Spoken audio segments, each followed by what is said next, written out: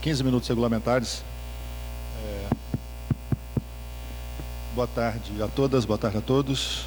É um prazer enorme para mim estar aqui nessa mesa apresentando... Obrigado, Romário. Apresentando a professora Nádia Araújo Guimarães, minha parceira, colega, amiga. Trabalhamos juntos há 22 anos, né, Nádia? Você devia confessar. Pois é, 22 anos.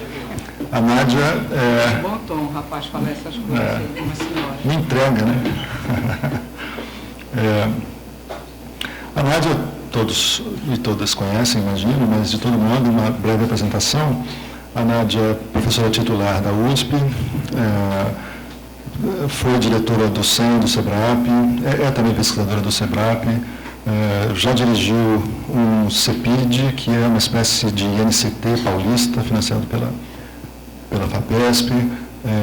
Então, ela tem uma longa trajetória de estudos na área dos estudos do trabalho, já publicou vários livros nessa área, e depois de se dedicar por muitos anos ao estudo propriamente dos processos de trabalho, das formas de organização do trabalho, etc., a Nádia passou a estudar o desemprego, né, o mundo fora dos locais de trabalho, fora da fábrica, etc., a busca por trabalho, a intermediação de mão de obra.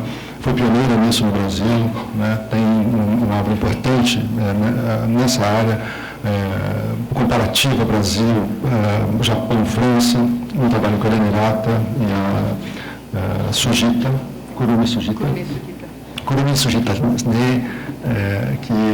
que é um trabalho que virou referência aqui e lá fora, enfim, está publicado em português, em francês, etc.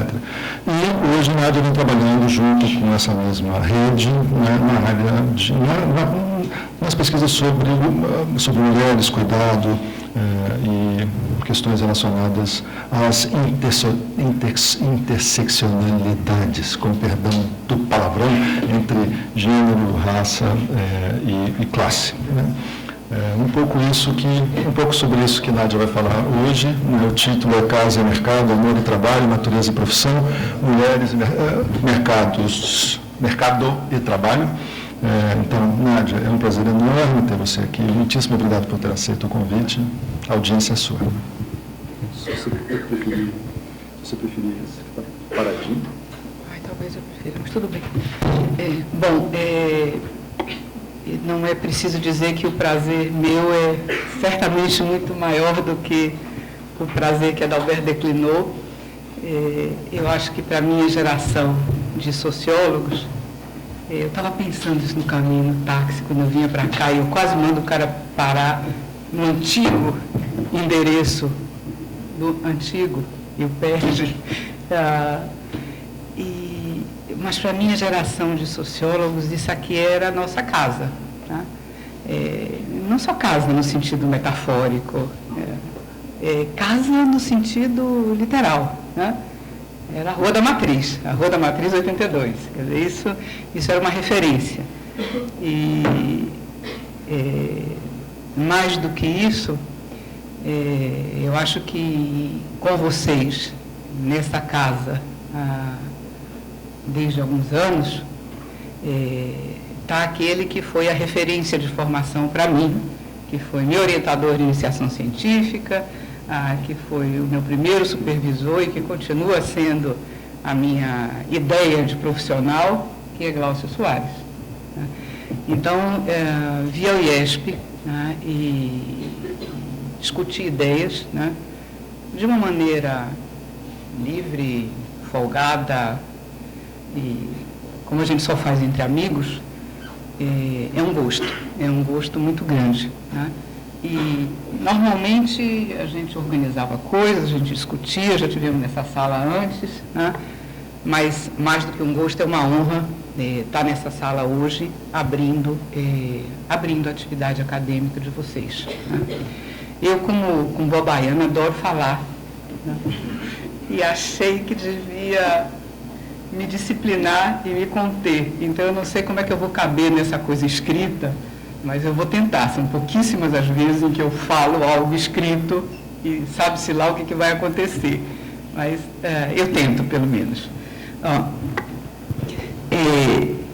A sociologia, desde seu nascedouro, tem sido movida por entender a natureza, os desafios, as vicissitudes e os horizontes das sociedades de mercado. A tal ponto, por exemplo, que no campo da sociologia da vida econômica, que é hoje o campo que mais me instiga intelectualmente, né? Egressa que eu sou da sociologia do trabalho e animada em espicaçar a sociologia do trabalho com a falta de cerimônia de pensamento da sociologia econômica, né?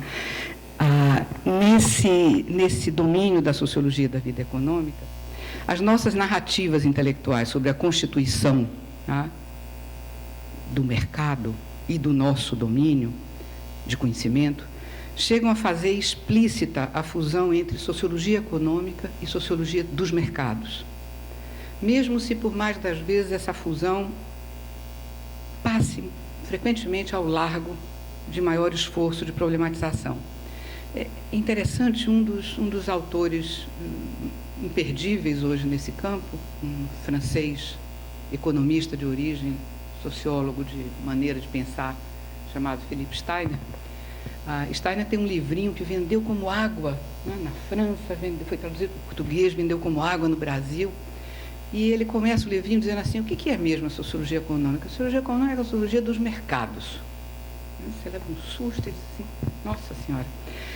Pois bem, nessa intervenção eu vou tratar de refletir sobre o mercado, mas refletir num sentido mais propriamente processual.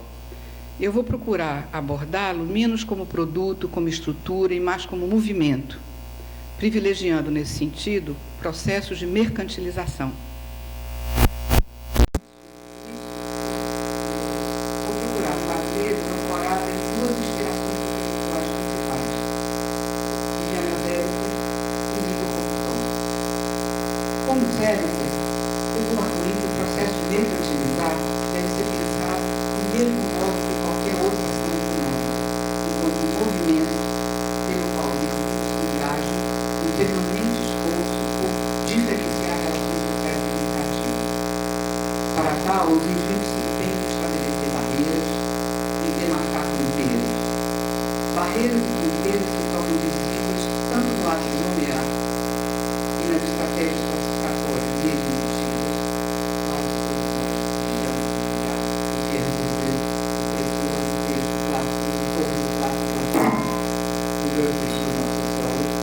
as barreiras e fronteiras estão igualmente visíveis no estabelecimento de novas práticas, responsáveis, não únicas práticas, por fixados entendimentos que conferem especificidade, ou seja, legalidade específica, a um certo espaço de consumo e informação.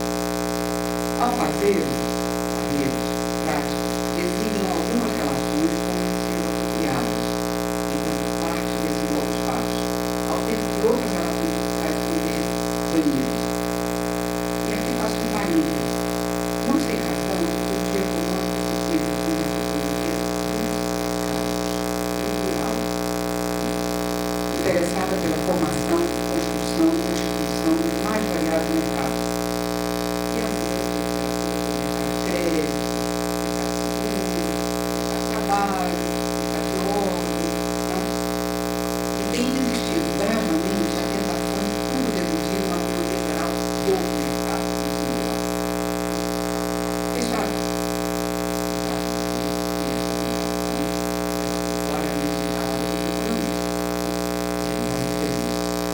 Fechado meu parênteses, eu compreendi esse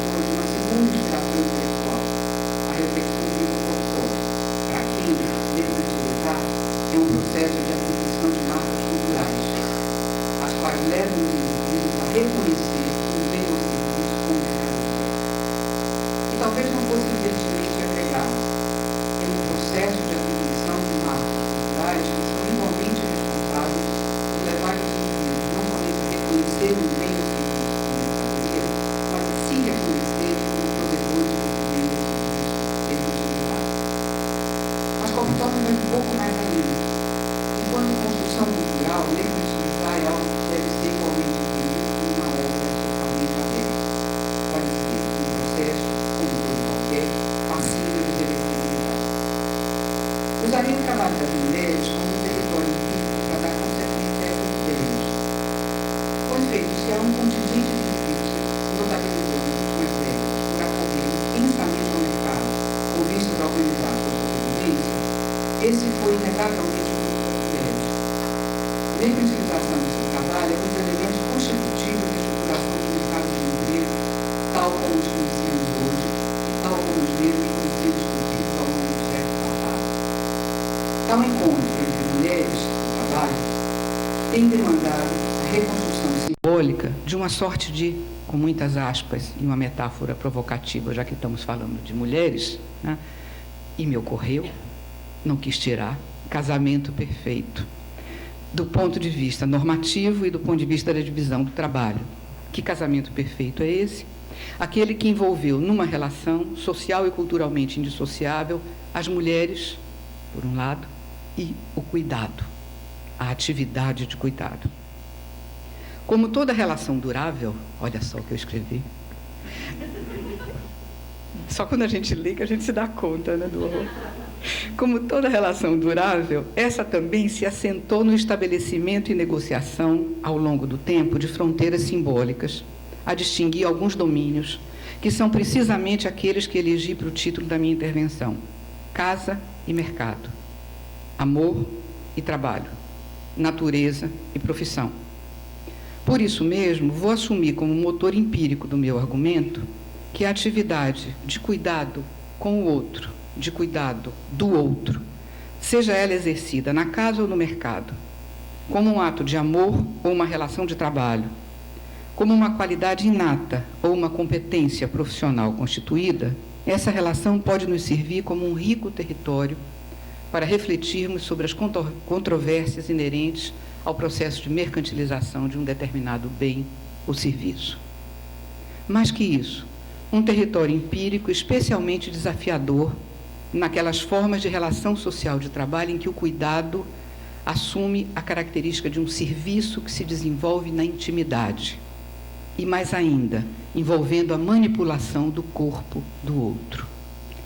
Assumirei doravante, e na esteira dessas inspirações analíticas, que mercantilizar, no caso do trabalho das mulheres, é mais que o mero crescimento de uma oferta efetiva de trabalho para a troca.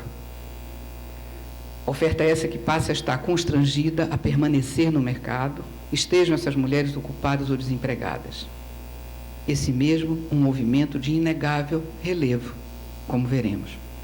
Enquanto processo, mercantilizar envolve também uma complexa dinâmica de diferenciar relações sociais significativas, de estabelecer barreiras e demarcar fronteiras. E contém também, sempre presente, o risco de sua reversibilidade no movimento de atribuir ou de reconhecer marcas culturalmente produzidas que facultam a um bem ou serviço circular como mercadoria, a maneira cedo intuída por Koptov. Penso que explorar essas vertentes recupera o vigor da análise sociológica e sua novidade frente aos estudos econômicos ou mesmo aos estudos demográficos, que foram seminais no que produziram sobre esse mesmo processo. Tomarei para refletir ideias extraídas de exemplos que explorei para o caso brasileiro, de uma maneira algo assistemática e se pretendendo provocativa para a nossa discussão. Através delas, acredito, veremos mais de perto a complexidade desses movimentos que unem mulheres, mercado e trabalho. Como fio condutor, perseguirei a longeva atividade, com muitas aspas, feminina, do cuidado, agora sob o acicate de uma intensa presença das mulheres no mercado de trabalho. O Brasil está entre os países em que as taxas de atividade das mulheres mais rapidamente cresceram nos últimos 50 anos. Uma presença notável, conforme se pode ver nas duas primeiras ilustrações que eu vou apresentar em seguida. Na primeira,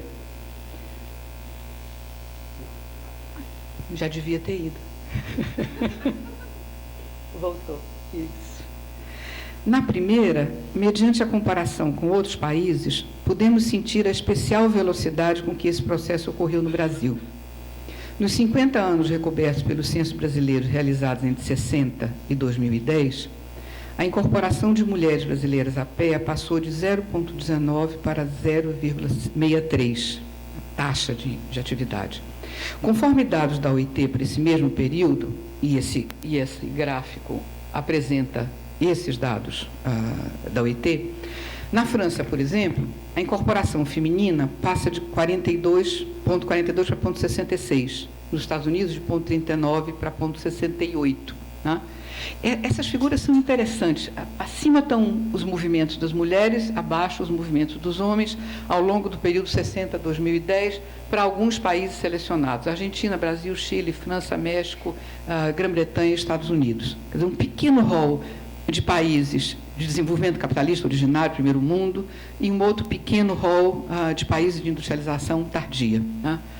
O que parece bem interessante, quer dizer, esse movimento das taxas masculinas nesse período é um movimento que aproxima bastante, né, o comportamento do fenômeno, ao longo do tempo, quase que com uma relativa independência com respeito a de que país se trata, como se o padrão fosse, em grande medida, o mesmo. Né? Isso não ocorre com a figura de cima. Né? Isso não ocorre com a figura de cima.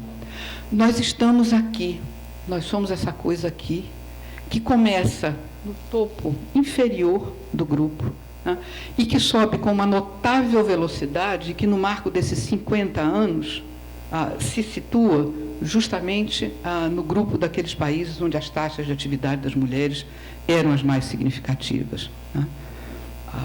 O que chama a atenção é a velocidade, o curto espaço de 50 anos com que isso se faz no Brasil. Quer dizer, pulamos desse bolinho daqui para cá. É certo que esse grupinho inferior, ele, de certa maneira, também tende a crescer de uma maneira célere, né? Mas ninguém cresce de uma maneira tão célere como nós. Ou seja, pensar esse processo de mercantilização do trabalho no Brasil, deve haver uma seguinte... Tem. Eu achei que eu tinha esquecido. Significa encarar essa outra dupla de curvas notáveis. Né? Isso aqui é o movimento da integração das mulheres, isso aqui é o movimento dos homens ao longo desse período. Né? No numerador estão os indivíduos efetivamente no mercado de trabalho, seja como ocupados, seja como desempregados. No denominador estão aqueles indivíduos potencialmente incluíveis no mercado de trabalho, ou seja, naquelas faixas de idade consideradas socialmente cabíveis para estar no mercado, né? Em que, em termos normativos, se espera que os indivíduos estejam.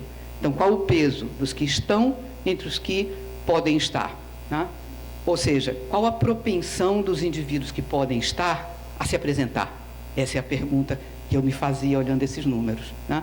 O que a gente vê é que a propensão das mulheres em idade de estar no mercado, que efetivamente estavam no mercado, era ridícula nos anos 60. Tá? E no marco de 50 anos, ela se torna importante. Quer dizer, o mercado, nesse sentido, que era um domínio de homens, né, ele deixa de ser tão claramente um domínio masculino. Né? Sabia que eu ia fugir?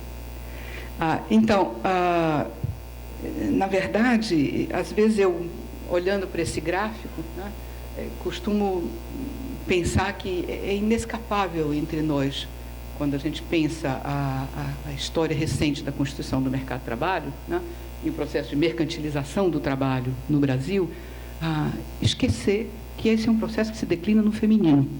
Quer dizer, esse é um processo puxado por esse movimento das mulheres, né, de incorporação das mulheres. Propaganda, gente, é a alma do negócio. Né?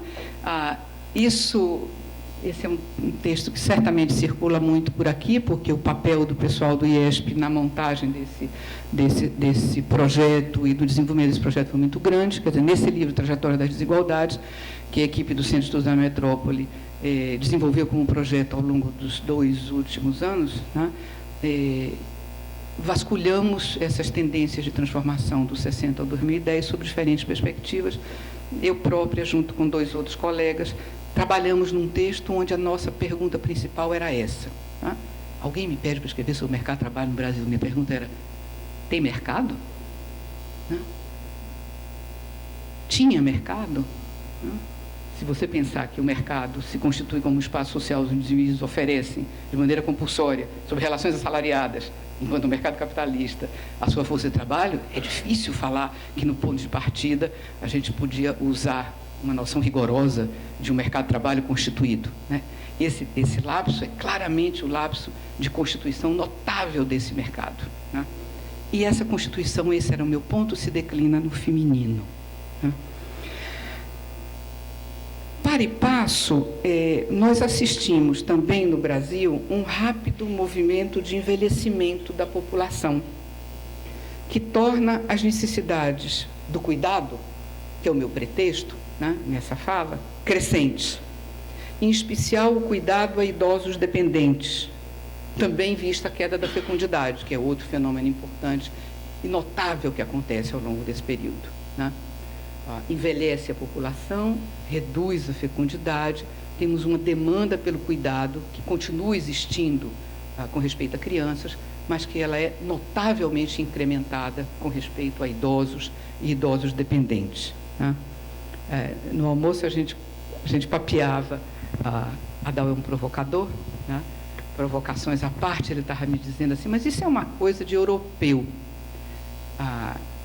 E eu dizia assim, é uma coisa curiosa, porque às vezes nós somos meio esquizofrênicos, os sociólogos.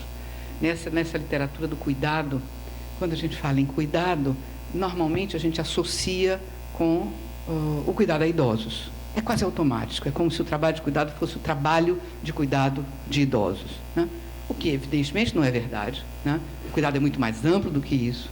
O debate, mesmo entre as feministas, em torno da extensão da noção de cuidado, ele é notavelmente mais rico, né? E justamente entre nós, né, pelas altas taxas de fecundidade, pela notável presença das crianças dentro de casa, o cuidado aos menores dependentes, ele era um elemento central na arquitetura de organização das famílias e na alocação do trabalho de diferentes mulheres na família, né? Mas é curioso como a gente tem uma forma, e outra vez vêm as classificações, de como que apagar, retirar desse domínio nobre do que é cuidado, as babás, né? As nossas babás. E eu dizia a Adal, nem de longe, olha só, tanto o envelhecimento da população, ele é significativo entre nós, e essa figura mostra, desculpe, na hora que eu cortei e colei sumiu o período, né? Isso é uma projeção feita de novo por uma estatística da OIT, que vai até 2050, né? Na verdade, nós estamos mais ou menos por aqui, em 2010. Né? Estaríamos por aqui em 2010, 2016. Né? Bom, pelo meu interesse comparativo, estão aqui França, Brasil e Japão, mas eles são interessantes porque, na verdade, a gente está falando de uma sociedade de envelhecimento extremamente rápido, a sociedade japonesa, né?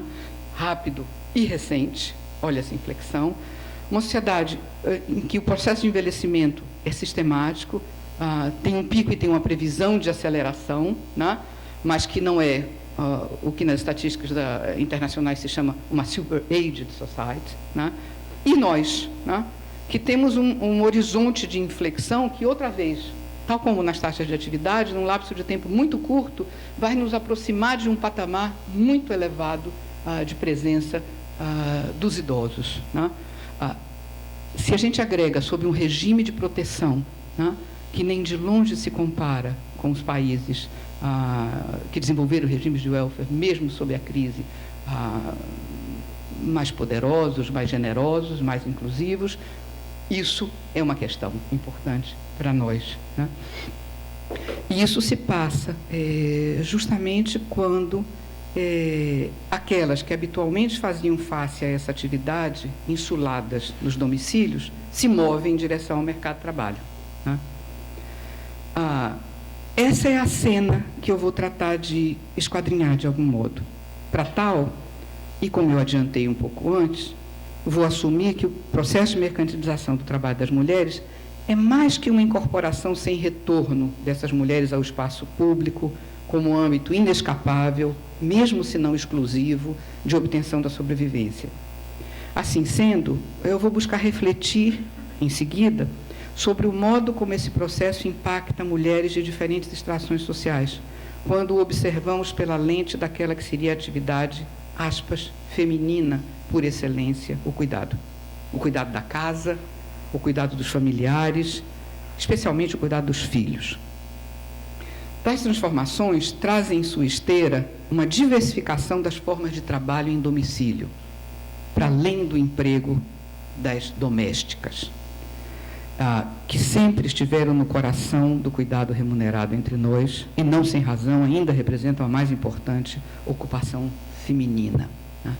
As mudanças em curso diferenciam o espaço do domicílio, que se torna crescentemente um domínio onde distintas formas de trabalho são contratadas, sob diferentes regras, em variadas temporalidades, conquanto convergentes numa única característica, permitem realizar diversas formas da atividade do cuidado.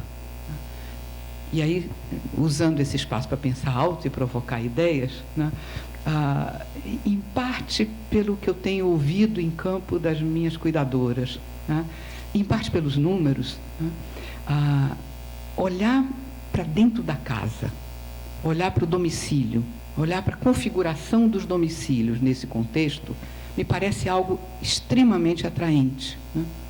As minhas cuidadoras, desculpe, minhas, elas se referem sempre aos domicílios como um inferno. O domicílio é um inferno. Os familiares são um horror. A cozinheira é uma cretina. A enfermeira, igualmente. O motorista, um discriminador. Nessa narrativa sobre a experiência cotidiana do trabalho e das múltiplas relações que se tece dentro do domicílio, o que chama logo a atenção é, primeiro, essa pluralidade de formas de trabalho. Existe a diarista, que vai uma vez por semana e limpa, existe a cozinheira, existe a cuidadora, às vezes tem a terapeuta ocupacional ou a fisioterapeuta, e quando nos movemos em direção aos domicílios de média e alta renda, essa pluralidade de formas de trabalho só faz se expandir, esse leque só faz se abrir. Então, uma das coisas que mais me instiga nesse momento é pensar como o domicílio, como a casa, né? Não vou usar a palavra domicílio, que cheira a senso, mas a palavra casa, né?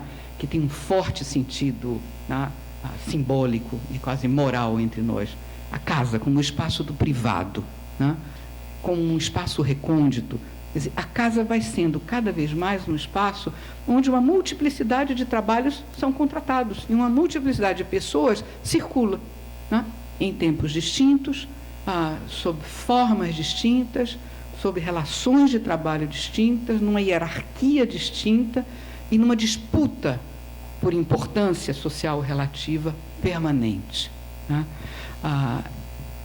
Todos nós que tivemos que preencher o I-social recentemente, para tremer, né?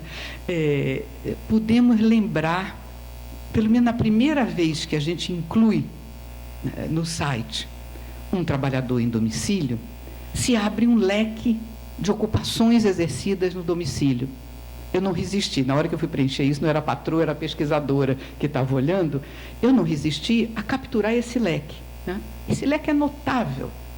Esse leque expressa toda a diversidade dos tipos de serviços que são contratados pelos domicílios brasileiros nesse momento. Evidente que isso é puxado pela capacidade de consumo das classes médias e alta, né? Mas ele é extremamente significativo. Meu passo seguinte foi olhar a POF, né? Do I-social para a POF, realmente a gente treme nos dois casos, com o I-social e com a POF, né? E eu fui olhar a POF e digo, bom, se eu achar que essa classificação do I-social é uma classificação em tese, movida por algum jurista doido ou algum burocrata maluco do Ministério, né? E olhar na POF, o que as famílias contratam, a lista era notavelmente superior. Tem as sujeiras que você não limpou o dado, tem tudo que você pode dizer em favor de como a lista pode ser reduzida, mas era uma lista notável. Ou seja, o que isso colocava para mim? É muito interessante voltar a olhar para o âmbito do domicílio, né? Voltar a olhar para esse movimento de relações sociais que se tecem nesse espaço, né? Que são crescentemente relações mercantis, quer dizer, relações que envolvem compra e venda de um trabalho que se exerce no âmbito do domicílio.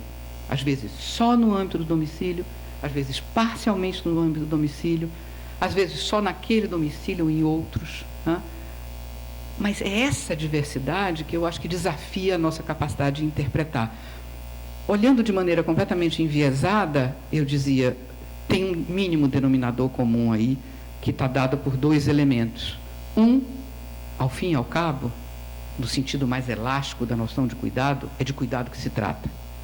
2, ao fim e ao cabo, talvez tudo isso agora seja gerenciado, orquestrado pela dona de casa. Né? Eu via Zé Simão anteontem, ele dizia que no Dia Internacional das Mulheres, ele dizia que antigamente as mulheres diziam: "Show galinha, tá dentro de casa, menina", e que agora elas dizem: "Você não vai botar o lixo, não, meu filho?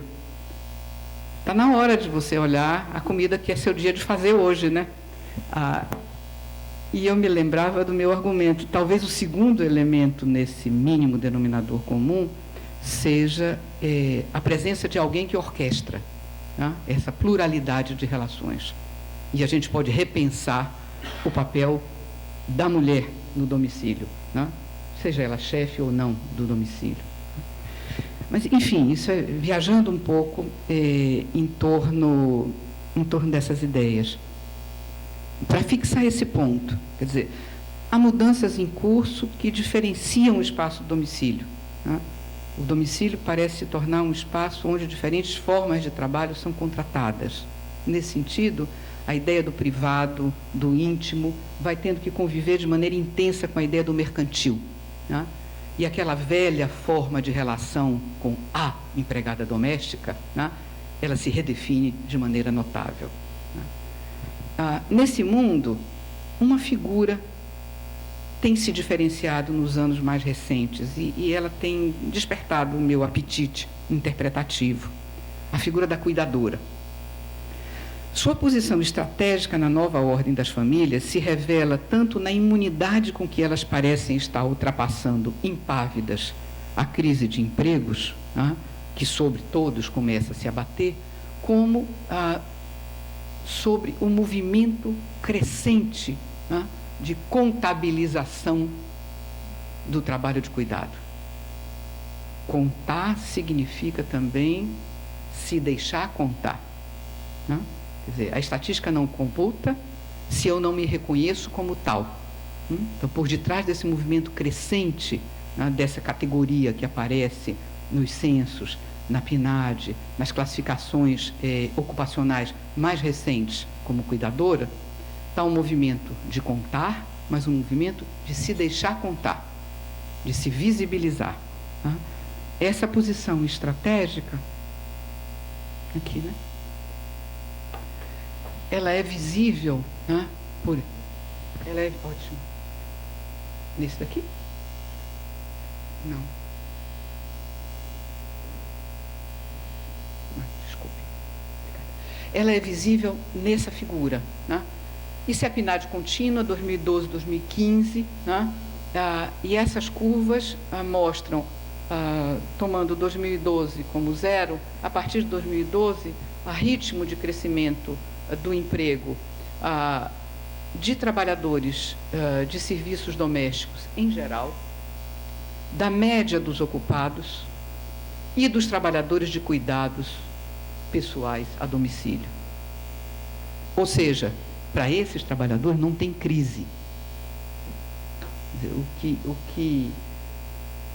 que essa figura parece claramente sugerir é que, por mais que a crise se abata, né, sobre os domicílios, né, há uma pressão com respeito à incorporação desse tipo de trabalho. E aí volta de novo a conversa que a gente tinha no almoço.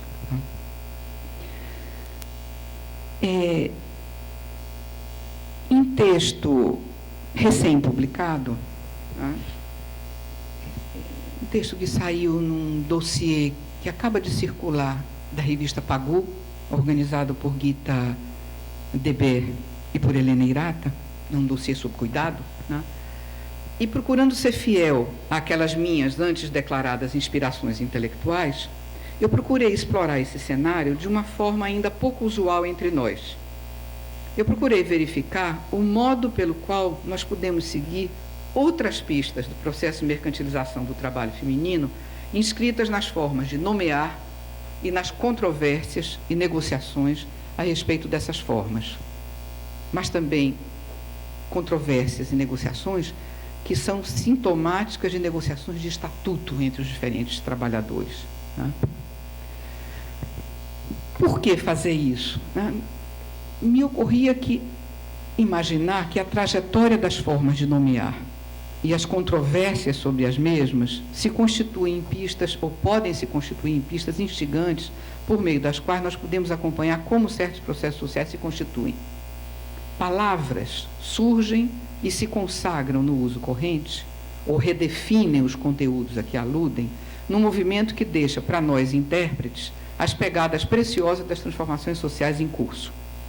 O que é que eu quero dizer? Novas modalidades de organização da vida, novos papéis, novas formas da divisão do trabalho, novos atores, novas representações aparecem em busca de novas maneiras de nominar, novas nomeações. Assim pensando, eu me debrucei sobre a trajetória de duas palavras, que como boa nativa eu intuía que elas fossem palavras de consagração recente na nossa linguagem cotidiana. A palavra cuidador e a palavra cuidadora. Para isso, eu recorri ao acervo de um dos mais longevos diários da grande imprensa brasileira, o Estado de São Paulo. De fato, ele é hoje o mais antigo. É ele que provê o acervo mais longo, né? Porque permanece. Né?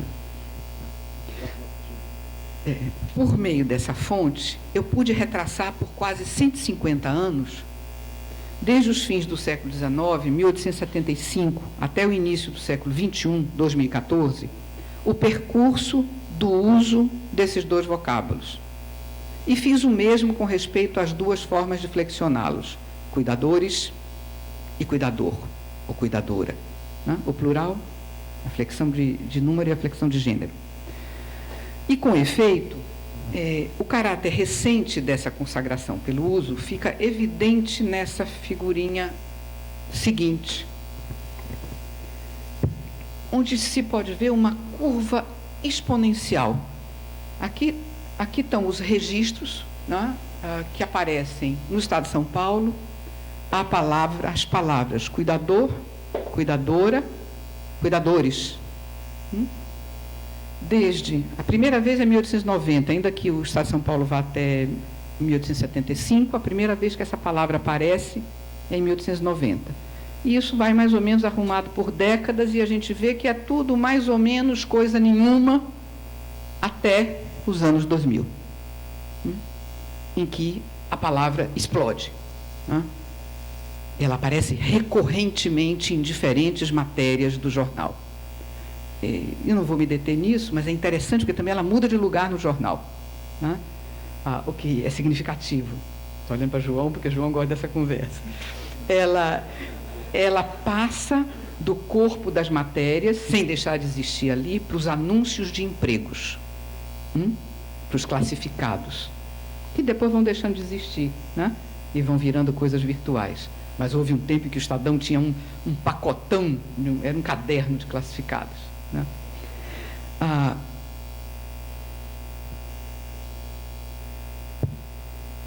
Dos 1.080 registros que eu compulsei entre 1875 e 2014, a quase totalidade, é disso que trata essa figura, 92%, se concentram no intervalo das duas últimas décadas. E nada menos que 2/3 desses registros estão abarcados apenas nos anos compreendidos entre 2010 e 2014.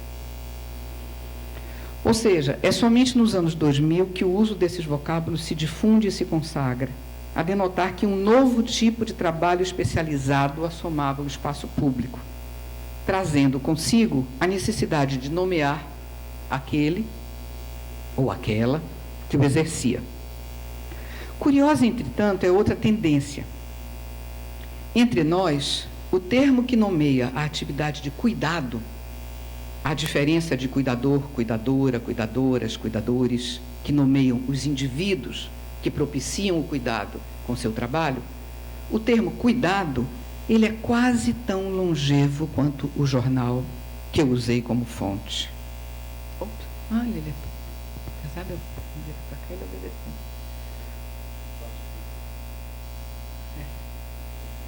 Então, se observamos o termo cuidado, que é esse, desculpe, não tem por que não usar o que há de chique. O termo cuidado, nesse tom mais escuro, vimos que ele é presente ao longo do tempo. Ele é crescente o emprego. Se comparamos com a frequência, e aqui, de maneira meio esperta, eu deixei a frequência absoluta para a gente ter a ideia da diferença notável que há, e a insignificância que assume aquele crescimento no uso do termo, na frequência do termo cuidador, cuidadora, cuidadores, cuidadoras, ao longo do tempo, quando comparada à notável prevalência da presença do termo cuidado.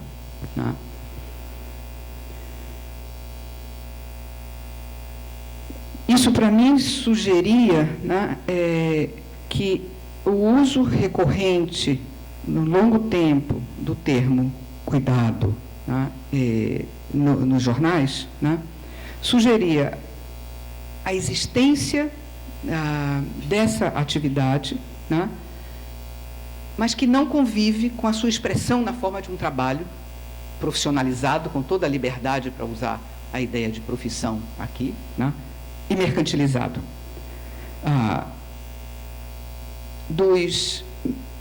Foram, eu tinha dito, 1.080 registros do termo cuidador, cuidadora, e 100.000 registros da palavra cuidado. Os 100.000 registros encontrados dão conta dessa força com que a palavra existe entre nós, ou seja, com que a atividade significa para nós.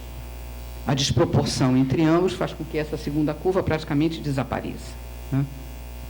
Quando a gente observa a frequência do vocábulo cuidado, a gente vê que desde meados do século passado, nós encontramos a presença fortemente recorrente dessa palavra, a sugerir que a atividade de cuidado tem a sua legitimidade perfeitamente assente nas narrativas da mídia impressa já nos anos 1950. Ou seja, marrom, cuidador, e uma coisa azulada, cuidadora. Então, agora eu desdobrei para capturar a flexão de gênero. Enquanto numericamente ainda pouco significativos, os homens cuidadores já se faziam presentes com uma atuação profissional visível desde os anos 1950. Aqui estão os homens cuidadores. E assim permanecem até o final do século XX. Mas a atividade profissional de cuidado que eles desempenhavam naquela época tinha por particularidade promover o bem-estar de animais.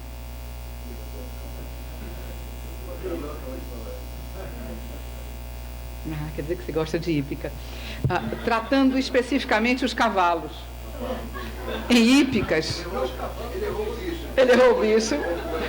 Acertou no atacado, errou no varejo. Tratando especificamente os cavalos em hípicas ou similares. Tal foi o sentido de todas, absolutamente todas as notificações válidas de uso da palavra cuidador no masculino, encontradas entre os anos 50 e 80. Nesse mesmo período, apenas 3 remissões existem para a flexão do vocábulo no feminino. 2 delas qualificando o modo de tomar-se cargo da administração da dívida externa. E uma única relativa à presença de uma mulher no mundo da hípica. Isso é notável, é uma matéria maravilhosa. É uma sueca, a gente não resiste quando a gente olha o jornal. É uma sueca que aparece aqui no Rio de Janeiro e ela faz um escândalo. Ela passa dias no jornal e ela nutre uma pequena parcela das remissões ao cuidado em que mulheres aparecem na função de cuidadora de animais, no mundo de homens. Bom, fecho o parêntese da brincadeira para a gente não dormir depois do almoço. A julgar pela frequência no uso dos vocábulos, é nos anos 90 que a mercantilização do cuidado aos humanos aparece como um fenômeno na vida social no Brasil. Nesse momento, e por primeira vez, surgem registros sobre a atuação profissional de cuidadores de humanos, novos personagens que entram na cena do mercado do serviço pessoal. O interessante é que, e contrariamente ao que ocorrerá nas décadas seguintes, são todas essas matérias relativas ao exercício do trabalho de cuidadores, e ainda não são anúncios de empregos. Os anúncios de emprego se tornarão abundantes na virada do século XXI. Outra pista para datarmos melhor o momento em que se consagra a mercantilização desse tipo de serviço. Curioso, igualmente, que, num primeiro momento, a figura masculina é proeminente, né, nos registros de jornal. O inverso se verificará no curto período de 4 anos que percorremos até aqui na década de 10, quando contamos 100 registros no masculino contra 300 no feminino. Bom, no bojo desse movimento recente de mercantilização do cuidado, que tem lugar no Brasil a partir da década de 90, reconfigura-se o trabalho tanto de homens quanto de mulheres. Assim, desaparecem quase que por completo os registros, a atividade dos primeiros homens cuidadores, exercida no espaço público e voltada, como vimos, ao bem-estar dos animais. Os homens invadem os anúncios da década de 1990, oferecendo-se como cuidadores de idosos. Aí tem um viés no uso dos dados, né? A gente sabe como, na referência às profissões, né, o genérico é o masculino. Quando a gente quer falar no genérico, a gente flexiona no masculino, a gente fala dos médicos, né? Mesmo se as mulheres se tornam crescentemente importantes no âmbito do exercício da medicina. Do mesmo modo, os jornais falam dos cuidadores, mesmo se 90% das pessoas que trabalham no cuidado são mulheres, 93% no caso do Brasil. É inescapável a flexão no feminino, né? Então, uma parte desses anúncios também pode estar sobredimensionando o peso dos homens por essa propensão a exprimir no masculino o tom genérico que expressa a característica de um grupo, com respeito ao que seja, né?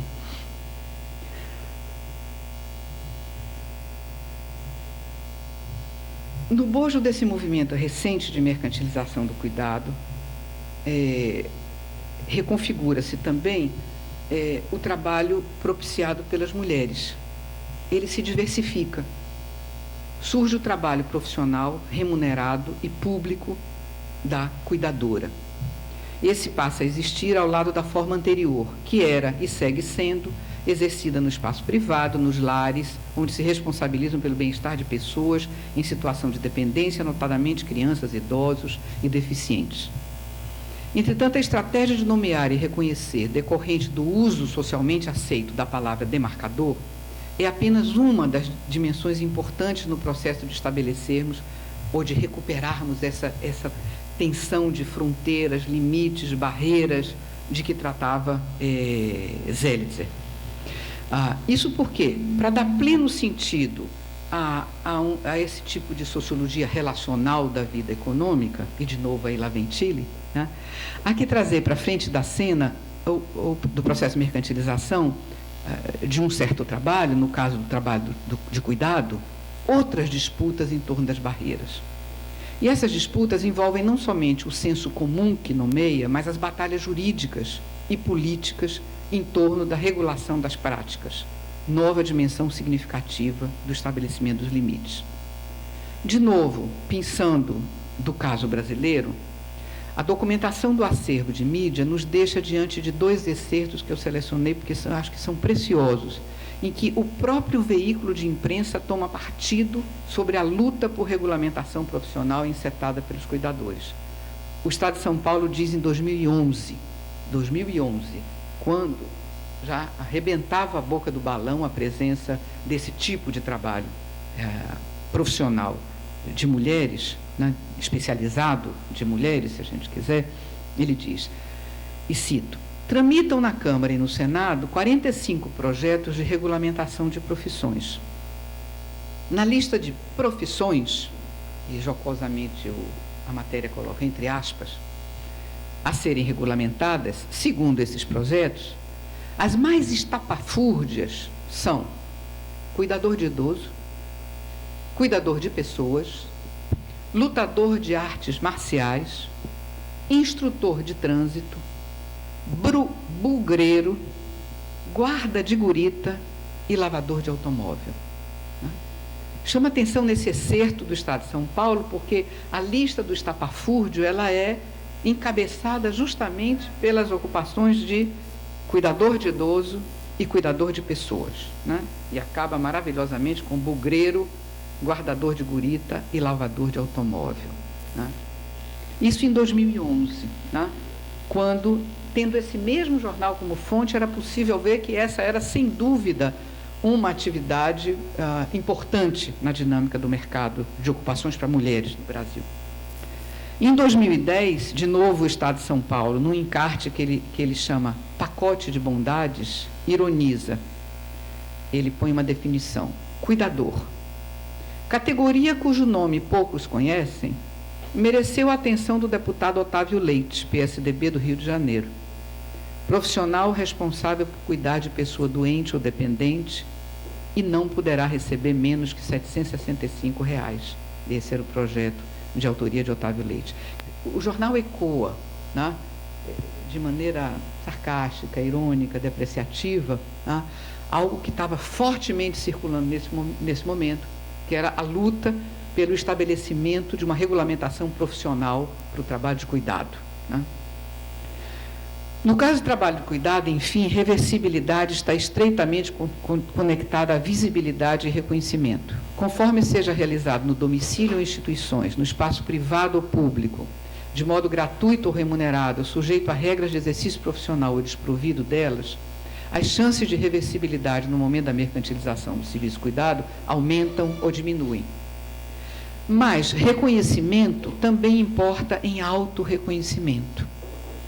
E aí eu resolvi brincar com um tipo de estatística ao qual eu ocasionalmente tinha acesso, que era a pesquisa de emprego-desemprego. Nos anos mais recentes, por conta do desenvolvimento da tecnologia de coleta de informações, né, aquilo que os meninos em campo preenchiam nos questionários, né, ia para aquelas pilhas de questionário que ficavam no fundo dos órgãos de produção de estatísticas no Brasil, e depois tendia a ir para o lixo, aquilo passou a ser colhido de maneira digital, e recolhido, e guardado. E pensando nisso, eu fiz uma proposta, até certo ponto indecorosa, ao pessoal que produz a PED da região metropolitana de São Paulo. E o que tal se eu não acreditar na classificação de ocupações que seu pessoal faz no gabinete?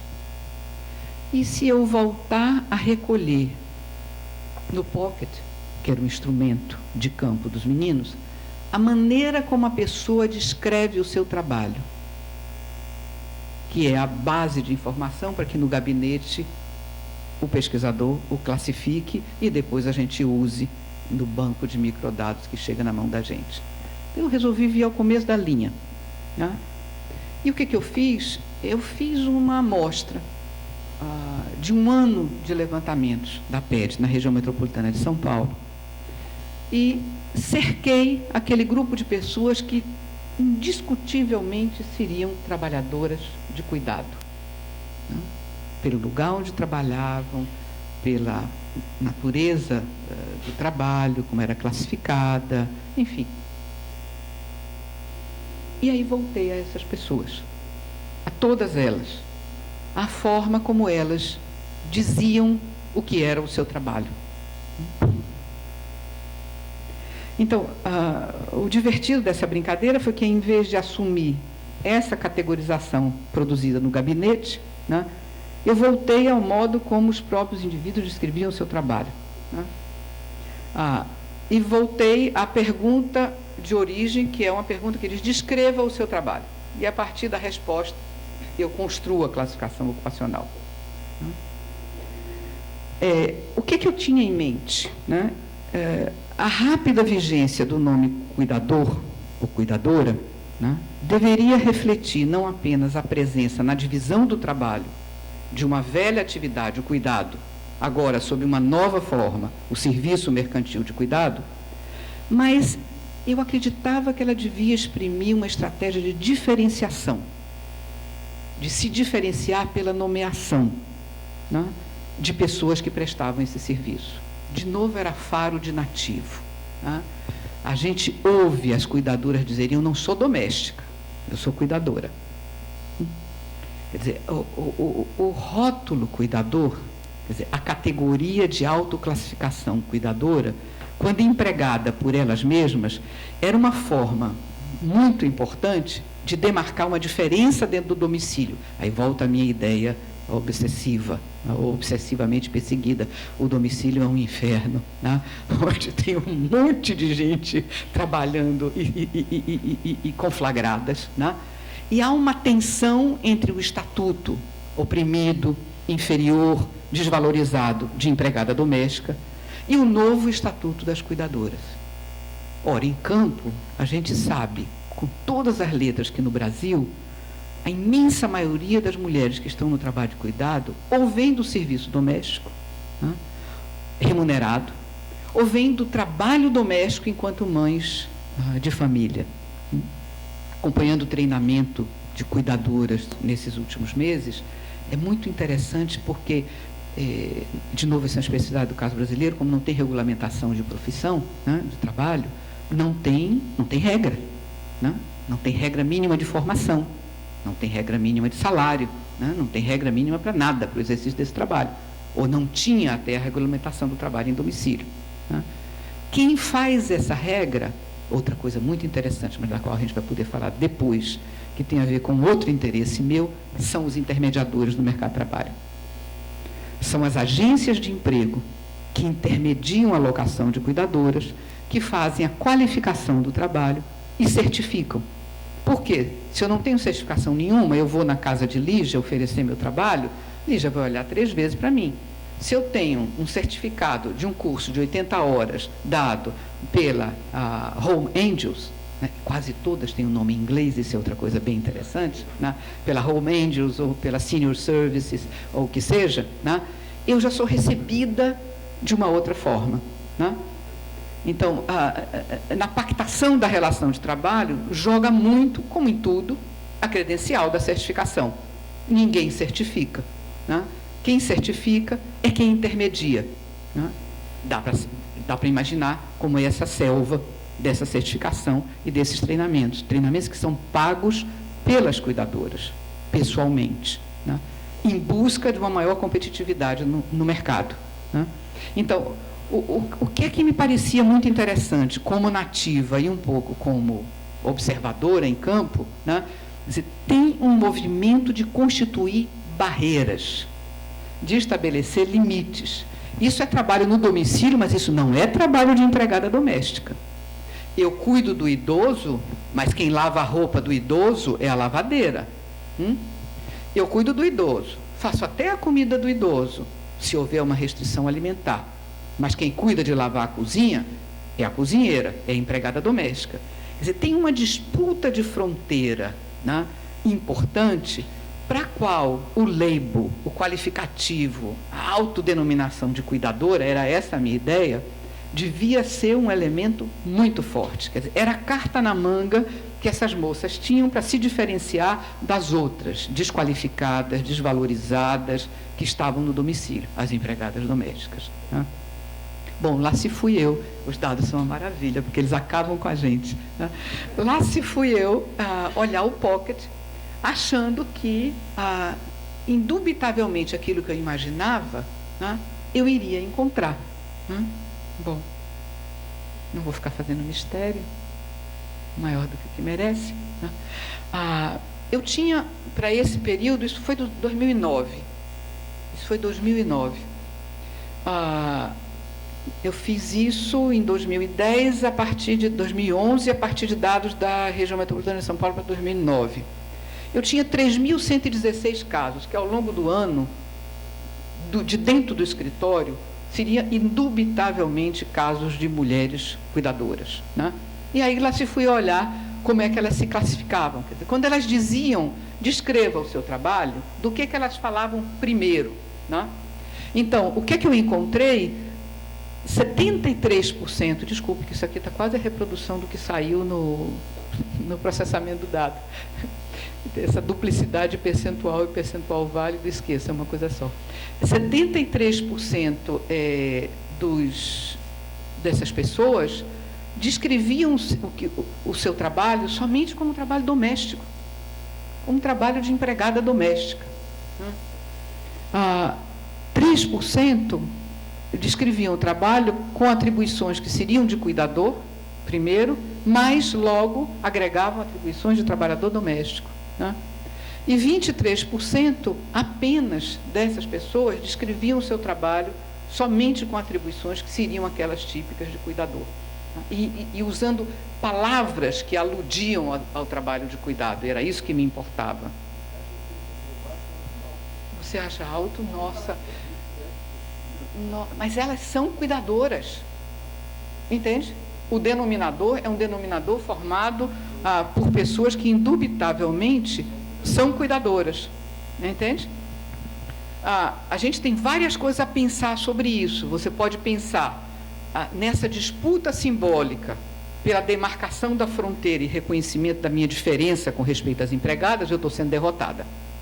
A casa é um inferno. E nessa guerra que se trata dentro desse inferno, na verdade, o meu trabalho, quer dizer, eu não tenho força para fazer valer, né, a especificidade de um certo tipo de trabalho. Entende? Entendeu? É uma relação hierárquica extremamente assimétrica e é inescapável, irresistível. Né? Eu acabo cozinhando para a moça. Eu acabo fazendo a limpeza do banheiro, mesmo se o meu idoso não usa aquele banheiro. Entende? Tem uma coisa da relação de força ao interior do domicílio, e quanto isso plasma, né, o trabalho e seus limites, e como isso atenua esse movimento de auto-identificação especializada, como um tipo de trabalho diferente. Por outro lado, tem uma outra coisa, e termino com o Carlos, é super legal que a gente vá se metendo, viu? Tem uma coisa, nesse momento, a briga está feia em torno da negócio da regulamentação. E elas estão perdendo, como elas perderam até hoje. Né? Não tem regulamentação, certo? Então, essas duas coisas estão jogando, porque a existência da regulamentação, de certa modo, e a gente viu isso com o emprego doméstico, por mais limitado que seja o efeito, ele tem um efeito. É isso. Ainda não era. Ainda não tinha. 2009 ainda não tinha, certo? Lígia.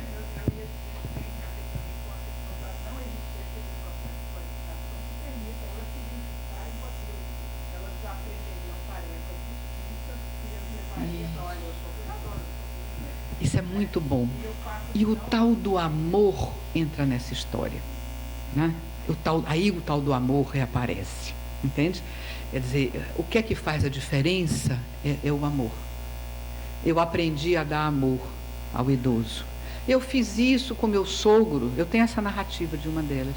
Eu passei Por que você está fazendo o curso? Olha, eu passei anos cuidando do meu sogro. Agora ele morreu. E eu descobri que eu sei fazer isso. Eu aprendi fazendo isso com ele. E é uma coisa de amor. É, antes de tudo, uma coisa de amor. Então, como eu sou capaz de dar esse amor, eu tenho agora uma formação que diz como é que você carrega o idoso, como é que você o põe para respirar, enfim, como é que quando você deve chamar o médico, coisas em torno do que os treinamentos circulam, entende?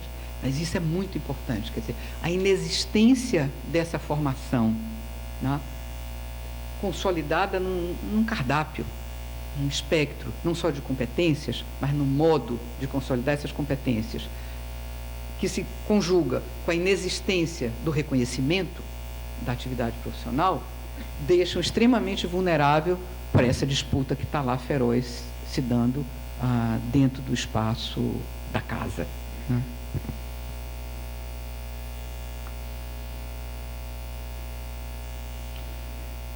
O que me parecia... Tem duas coisas que me pareciam intrigantes. Né? Por um lado, eu esperava que isso não acontecesse, porque eu acreditava que elas precisavam brandir esse nome, até como forma de autodefesa. Né? O que me parecia ainda mais intrigante é que, embora elas estivessem empenhadas como coletivo na disputa com os enfermeiros e auxiliares de enfermagem pela regulamentação da profissão de cuidador, e eu tenho uns slides maravilhosos que não estão aqui, de coisas que eu colhi em documentos no site das associações de enfermagem, né, desqualificando os cuidadores. Parênteses, é muito interessante, porque os enfermeiros se estabelecem reivindicando a ideia do cuidado. A cura é do médico. A cura é o espaço específico, né? É daí que se constrói a barreira que defende o exercício e o pedaço do mercado dos médicos. Os médicos curam. Os enfermeiros, eles conseguiram a regulamentação profissional deles centrando-se em torno da ideia do cuidado. Os médicos curam, mas são os enfermeiros que cuidam, né? Ora, historicamente, é muito interessante, inclusive, a documentação que há em torno dessa disputa e essa apropriação profissional da palavra cuidado, colando-a a um trabalho de enfermagem. De novo, uma atividade feminina. Quer dizer, mesmo as atividades femininas clássicas, que estão lá na rua, no espaço público, assalariadas e significativas na estrutura ocupacional nossa, no limite estão ligadas ao cuidado. A educação, a enfermagem, a medicina agora, né? Então, as enfermeiras, elas já tinham nesse jogo apropriado a palavra cuidado. Então, quando aparecem essas senhoras, qual é a reação? O cuidado é meu. Ora, se eu vou definir uma outra barreira para o exercício profissional assentada numa categoria, não pode ser a minha. O cuidado é o que distingue a enfermagem. Agora, ironia, tá? À medida que a enfermagem se estabelece reconhecida, tá, ela vai, pouco a pouco, delegando as funções de cuidado, de trato direto com o paciente, aos auxiliares de enfermagem e aos assistentes de enfermagem. As enfermeiras, elas têm o poder, elas fazem a gestão do cuidado, elas fazem a administração do cuidado. Então, a enfermeira não carrega doente, o auxiliar de enfermagem carrega o doente, o assistente de enfermagem carrega o doente. Então, se estabeleceu uma dupla tensão, e ela é muito viva nesse momento no Brasil, entre os movimentos organizados de enfermeiros e os movimentos organizados de cuidadores. Desculpe, porque tudo isso tem que ser no feminino. Os movimentos organizados de enfermeiras e os movimentos organizados de cuidadoras, tá? Uma disputa em torno da palavra cuidado e outra disputa que as enfermeiras levavam em torno da defesa dos seus subalternos, os assistentes e os auxiliares de enfermagem. Ou seja, elas tinham reproduzido internamente uma hierarquia de desclassificação, né, que desclassificava alguns e que jogava a tarefa do cuidado de novo para os mais desclassificados em termos do prestígio da atividade, né? É interessante como a atividade do cuidado, por assim dizer, ela carrega esse estigma, né? Por que a enfermeira não faz isso? Porque o cuidado é sujo. O cuidado lida com excrementos, o cuidado lida com fluidos, o cuidado lida com o corpo. O cuidado torna quem cuida vulnerável a quem é cuidado, né? Então, tem toda uma narrativa em torno desse tipo de trabalho que é extremamente importante para a gente pensar esse movimento pelo qual ele vai sendo passado, né, para grupos sociais que são hierarquicamente inferiores. E a eles, então, toca o fim da linha, o trabalho real de cuidado. É nessa tensão que isso se dá, né? A outra coisa muito interessante, a origem, quer dizer, o primeiro estudo que se faz no Brasil, tentando mapear, estou falando de conflitos e alianças insuspeitos ou inimaginados. O primeiro estudo que se faz sobre cuidadores no Brasil, ele é tocado pelo Sindicato das Trabalhadoras Domésticas, das Empregadas Domésticas de Minas, de Belo Horizonte. Por dentro do Sindicato das Domésticas se faz o primeiro survey para tentar entender quem são as cuidadoras, o que é que elas fazem, para a gente sentir aonde as alianças de grupos organizados se fazem por baixo e aonde elas não se fazem pelo que seria por cima com as enfermeiras. Tá? O que me parecia mais incômodo nesse resultado é que ele aparece justamente no momento em que as cuidadoras estão extremamente mobilizadas na luta pela reivindicação da regulamentação profissional. Né? Isso é antes da emenda da PEC. Né? O que acontece com a PEC? A PEC tem um efeito notável, devastador nesse sentido. Né? Porque a chamada PEC das domésticas, a regulamentação do trabalho em domicílio, né? Eu acho um horror essa maneira de falar da PEC das domésticas. Pegou, foi como pegou, isso é muito interessante a gente ver também, né? Quer dizer, a regulamentação do trabalho em domicílio as inclui. Né? Na hora que as inclui, transfere a possibilidade de direitos que eram inimagináveis. Duração de jornada de trabalho, salário, salubridade, né? Tem toda uma agenda de direitos que está posta, que está aberta para elas, se elas se reconhecem como trabalhadoras em domicílio. Ou seja, se elas se tornam parecidas com as empregadas domésticas. Né? Então, elas que estavam num movimento intenso de luta pelo reconhecimento profissional, né? Elas descobrem que a via de acesso a direitos, e pela diferenciação com respeito às domésticas, elas descobrem que a via de acesso a direitos, ela só se pode fazer imediatamente através do autorreconhecimento como trabalhadora em domicílio. Né? Ou seja, é quase irônico no caso brasileiro que quando a emenda constitucional, quando a proposta de emenda constitucional vinga, né, e a regulamentação do trabalho em domicílio passa a valer, né, isso dá às cuidadoras, enquanto trabalhadoras domésticas, exatamente daquelas que elas queriam se diferenciar, direitos mínimos, jornada, salário, descanso remunerado, etc. Né? Ou seja, é como se esse campo de discurso desse uma volta atrás, desse um passo atrás. Né? Quer dizer, esse movimento tivesse que viver com a reversibilidade da arguição de um direito de regulamentação profissional. Né? Com que eu estou querendo brincar no argumento? Né? Quer dizer, a ideia de reversibilidade ela pode ser capturada, no nosso caso, seja por essa disputa acerba que se passa no espaço público, no caso das cuidadoras, os dois extratos de jornal eram evidentes, no caso das domésticas, a própria maneira de qualificar a PEC é outra evidência, né? E também por esse movimento, né, de volta atrás. Né? De volta atrás. São várias as narrativas, as remissões no trabalho de campo com cuidadores sobre esse sentimento de mixed feelings diante da regulamentação do trabalho em domicílio. Né? Enfim, alguns direitos chegam, mas chegam de uma forma que não era a forma que essas trabalhadoras gostariam que ele chegasse. Né? Quer dizer, elas voltam para a vala comum do trabalho doméstico. Né? E, de certa maneira, como se elas tivessem que aposentar essa ânsia por se reconhecer como sujeito de um trabalho mercantil autônomo. Né? Bom, eu diria, para concluir, que observando a atividade do cuidado, vemos-nos diante de um tipo de trabalho que nos ajuda em muito a ilustrar a, por vezes, tênue fronteira que aparta o que existe como um valor para o mercado e o que não o é.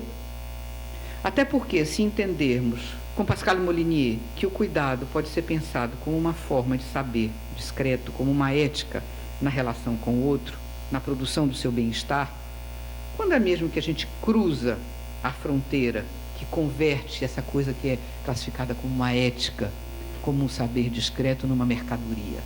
Né? O que é mercantilizar um saber discreto? O que é mercantilizar uma ética na relação com o outro? Né? Ou, do mesmo modo, se aceitarmos com Zelizer que o cuidado envolve toda sorte de iniciativa para produzir e sustentar o bem-estar do outro, vamos ao contrário,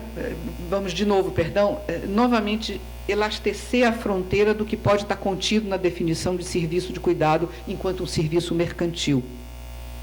Ele transcenderá em muito as suas personas mais características entre nós, como as cuidadoras domiciliares, as enfermeiras, as fisioterapeutas, as terapeutas ocupacionais, as cuidadoras mobilizadas em instituições de longa permanência. Transcender esse círculo restrito de ocupações de cuidado tem produzido acalorados debates e contestações intelectuais entre sociólogos, especialmente entre sociólogos do mundo do feminismo. Assim, por exemplo, o trabalho das manicures ou das profissionais de beleza, que tem sido estudado por Luiz Gabriel Arango, facilmente poderia ser incluído nessa definição ampla de cuidado.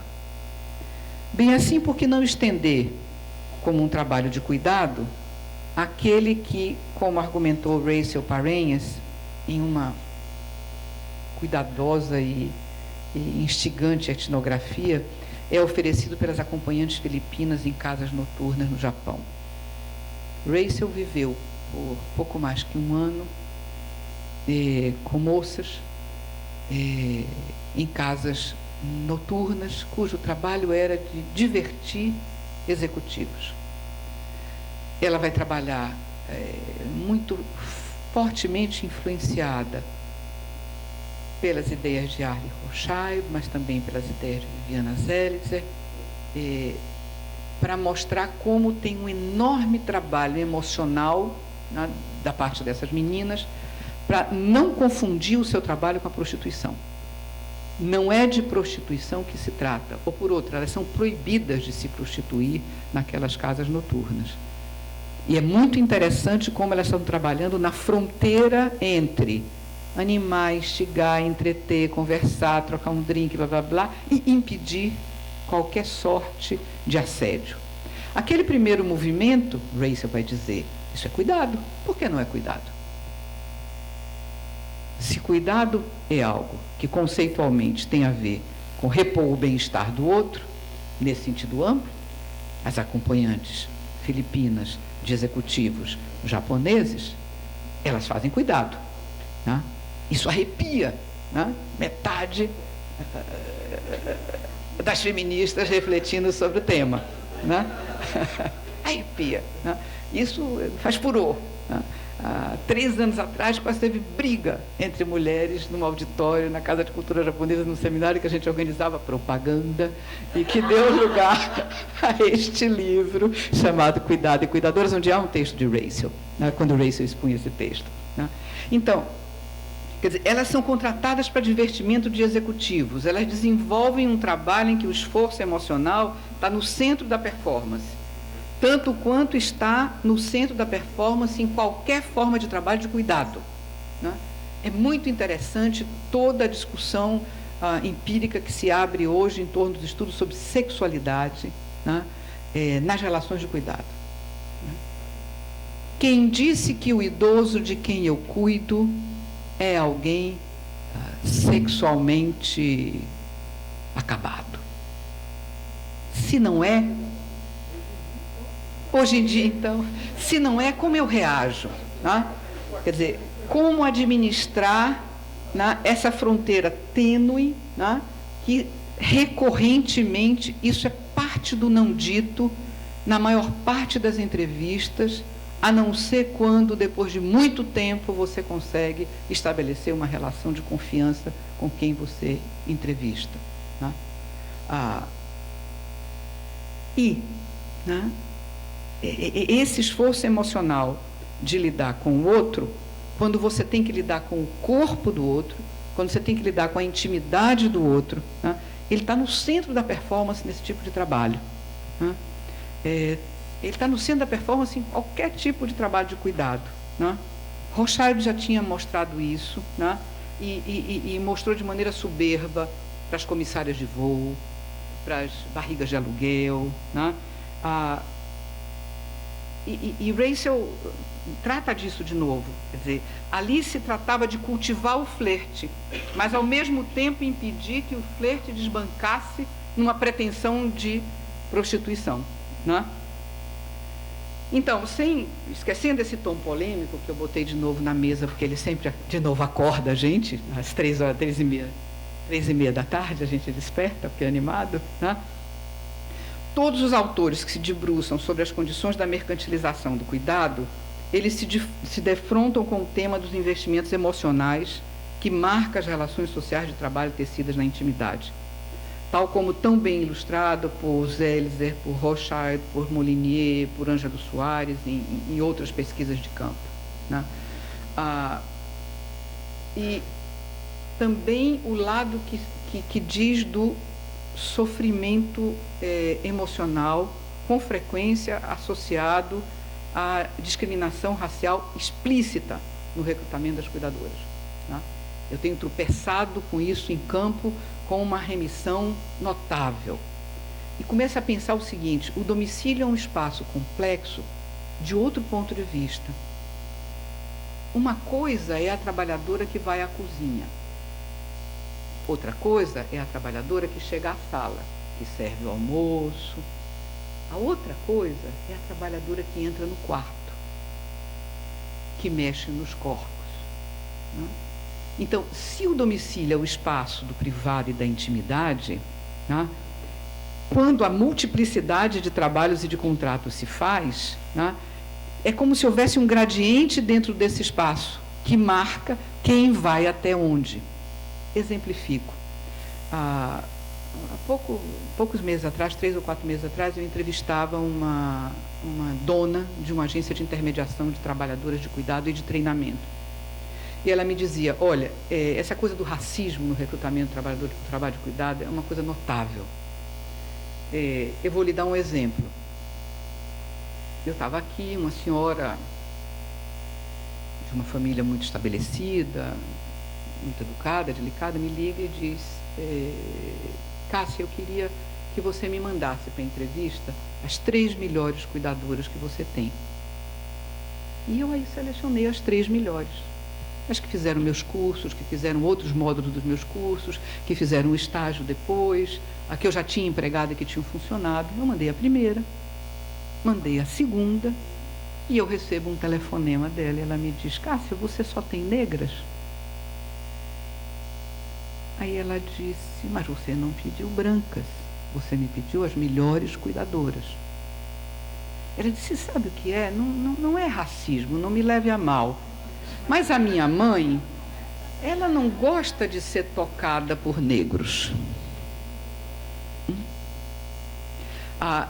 Isso que é dito a Cássia, né, e não é dito à cuidadora, com muita frequência é dito às cuidadoras, né, que tem que ligar com pessoas em situações de desequilíbrio emocional, de descontrole emocional, de limites de sofrimento, né, onde certas barreiras que controlam a expressão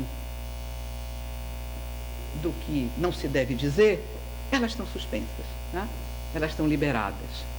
Então, tem um outro lado sobre o qual Ângelo Soares tem trabalhado muito em campo, né?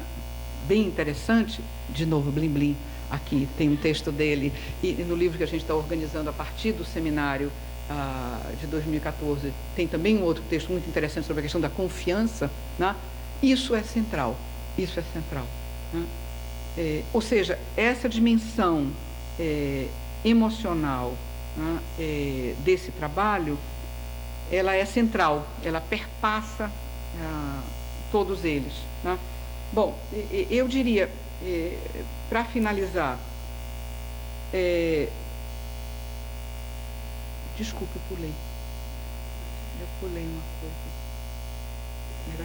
Era aqui. Né?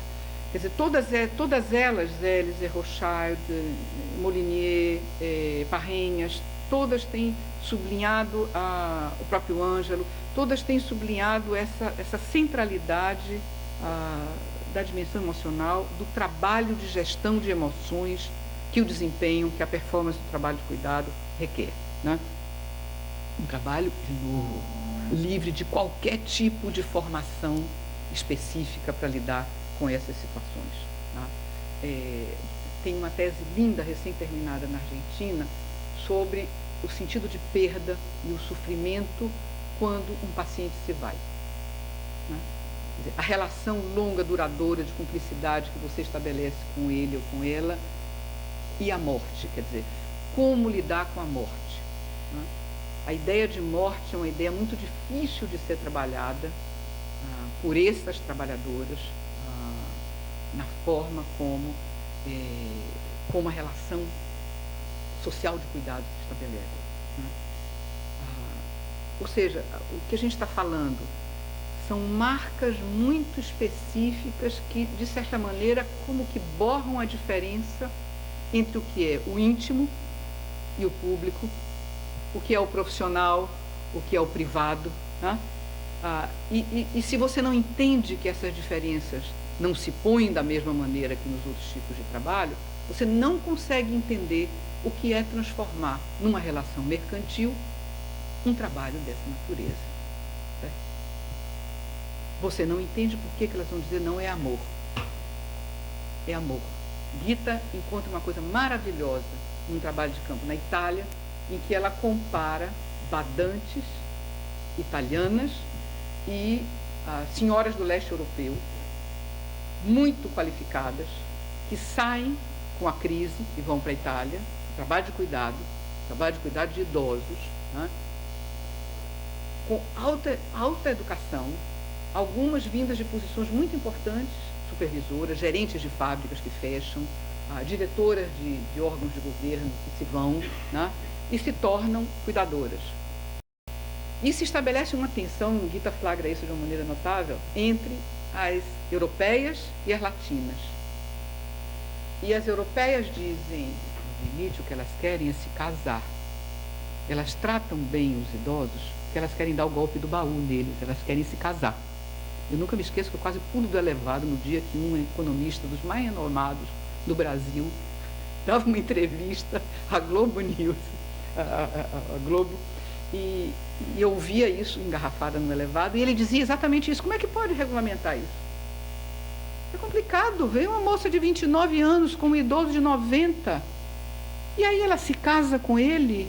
Quem me garante que isso é trabalho? Como é que ela entra no trabalho? Né? E Gita encontra que essa disputa pelo nicho de mercado, né, que era do leste europeu e que é invadido pelas latinas, as do leste europeu vão dizer: famílias, cuidado. Tudo que elas querem é casar com seu idoso e ficar com a grana deles. Elas vão dizer: esqueça, elas são umas gélidas. Nós somos latinas, nós damos amor. O que é que os idosos querem? Os idosos querem amor. Então, é muito interessante isso que Gita flagra, que é uma disputa, né, por esse nicho em torno da ideia do amor. Elas jamais saberão tratar tão bem os idosos porque elas não sabem o que é amor. Né? Ou seja, isso é um serviço? Isso é um serviço mercantilizado? Do que a gente está tratando? Quanto mais se mercantiliza, mais ele faz apelo a características, atributos que não são absolutamente mercantis. Né? Isso é uma reversão daquilo que seria o trabalho profissional? Né? Ou isso é a maneira de fazer face ao modo de profissionalizar algo que é um serviço muito especial? Né? Ou seja, eu acho que esse terreno é um encanto, é um imbróglio, ele é tudo que um sociólogo gosta para se divertir. Se a gente vai mais adiante, quer dizer, a gente tem todo um conjunto de formas de trabalho que se institucionalizam. Bila Sordi tem um estudo muito interessante aqui para o Rio de Janeiro, onde ela tenta trabalhar com essa ideia de care social. Né?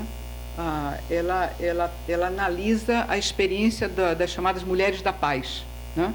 Quer dizer, é uma política em que se transfere dinheiro, né, para mulheres que são da comunidade e que vão, na comunidade, fazer uma sorte de cuidado social. Elas não vão cuidar de ninguém especial, elas não são como os agentes comunitários de saúde, agentes de proteção social, o que seja que existe aqui, existe na França.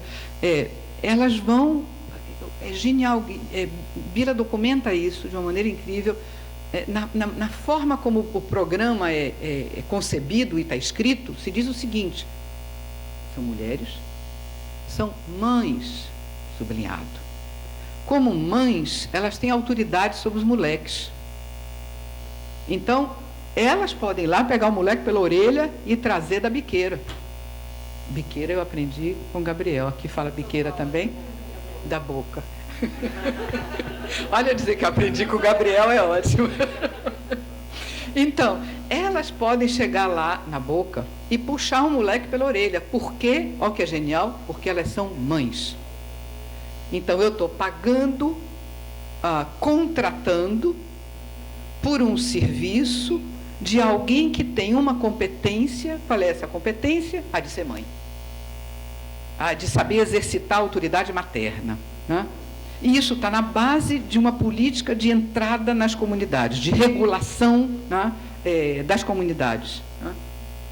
Quer dizer, as mulheres da paz, as agentes comunitárias de saúde que foram estudadas por Isabel Jorge e Ilme Garcia dos Santos também não fica muito longe. Quer dizer, são criaturas que têm autoridade moral para entrar no domicílio, numa região de periferia e dizer: minha senhora, a senhora não está dando os remédios dele. Ou seu fulano está chegando cá no CRAS sujo, não pode, ele está sendo maltratado, né? Quer dizer, no fundo, o que é que se está apelando? Se está apelando para a autoridade, aspas, feminina, né, do cuidado, né, como uma vantagem comparativa, né, como um ativo na hora de entrar no trabalho. Quer dizer, esses são pontos que me parecem muito interessantes para essa controvérsia em torno do trabalho de cuidado, né? Algumas vezes até passível de ser pensado como um desses mercados, Steiner cunha desse jeito, mercados contestados, né? Mercados contestados. Quer dizer, um tipo de trabalho assentado na ideia do amor. O amor enquanto investimento emocional. Ora, que diabo, o amor enquanto investimento emocional não deveria estar associado a nenhum tipo de trabalho, aspas, verdadeiramente profissional, né? A Pascale Molinier faz uma etnografia numa instituição de longa permanência na França e ela mostra uma disputa muito interessante entre as gestoras da instituição, que diziam para as moças que faziam cuidado nessa instituição: isso é trabalho profissional. Amor é uma coisa que se resolve lá na sua casa, com seu marido, com seus filhos, não aqui. Aqui não tem amor em jogo. Aqui é trabalho profissional. As moças, migrantes, né, em geral árabes, mas não somente, né, diziam com mais badantes: ora, se vocês tratassem os seus velhos franceses com amor, eles não vinham parar aqui. Então, pelo menos a gente aqui cuida deles com amor, né? Pascal flagra uma insurreição de base dessas moças em torno da ideia de que, profissionalmente, o que faz a diferença nelas é o tal do amor, né? Quer dizer, eu acho que é interessante porque, nesse ponto, a controvérsia acadêmica sobre os elementos emocionais, ela avança também para querelas acerca dessa dimensão moral envolvida nesse tipo de atividade, né? A Eileen Boris, por exemplo, analisando cuidadoras domiciliares nos Estados Unidos, ela vai dizer: tem um limite que o dinheiro impõe numa relação assentada na troca e no compromisso emocional. Não é amor. E não é amor porque tem dinheiro, né? Porque tem troca, porque essa é uma relação mercantil, né? E aí é interessante porque esse debate produz uma guerra intelectual nesse campo, né? Boris está de um lado, Zelizer está do outro, né? Em suma, quer dizer, eu diria que esse processo de mercantilização, e é interessante olhar o caso do trabalho feminino das cuidadoras enquanto construção social, ele é sempre passível de contestação, né?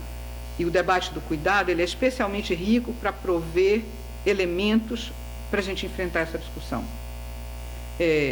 Por isso eu diria, para finalizar, que as controvérsias em torno do trabalho de cuidado, no sentido da trajetória, né, e as controvérsias que em torno dele se estabelecem, elas são relevantes não apenas para os próprios estudiosos do cuidado ou para as feministas, mas também para os que estudamos mercados, estudamos trabalho de mulheres, estudamos novas formas do trabalho de mulheres.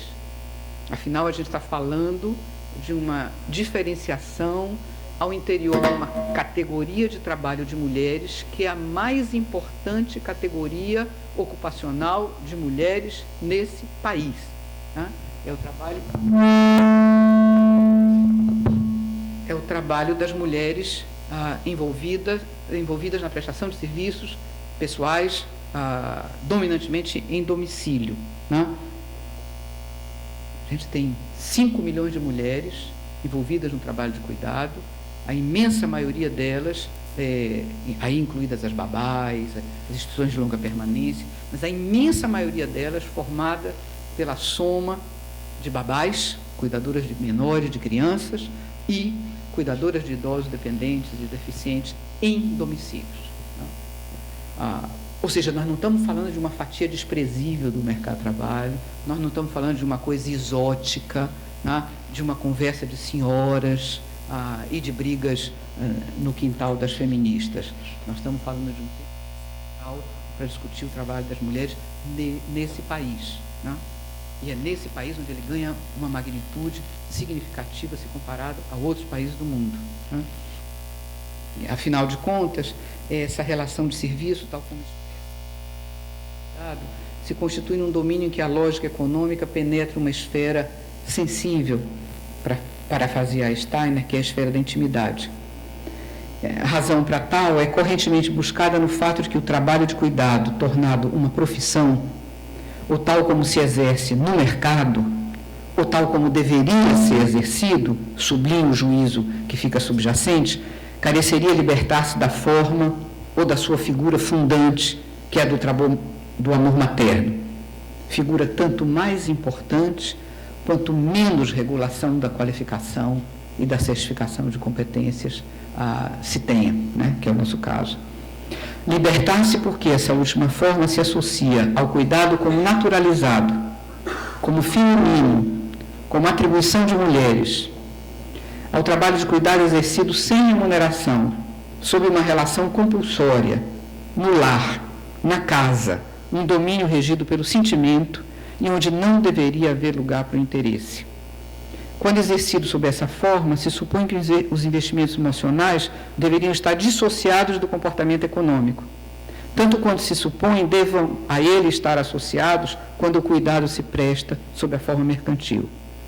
Ora, essa controvérsia constitutiva das narrativas e das percepções acerca do trabalho de cuidado, isso é, da natureza da relação de trabalho que se sustenta numa relação de serviço de cuidado, faz deste um domínio de notável pertinência para bem refletirmos sobre o valor heurístico da perspectiva da análise dos mercados, atenta à disputa e à contestação, que no limite é de ordem moral, que subjaz ao processo de mercantilização. Obrigada.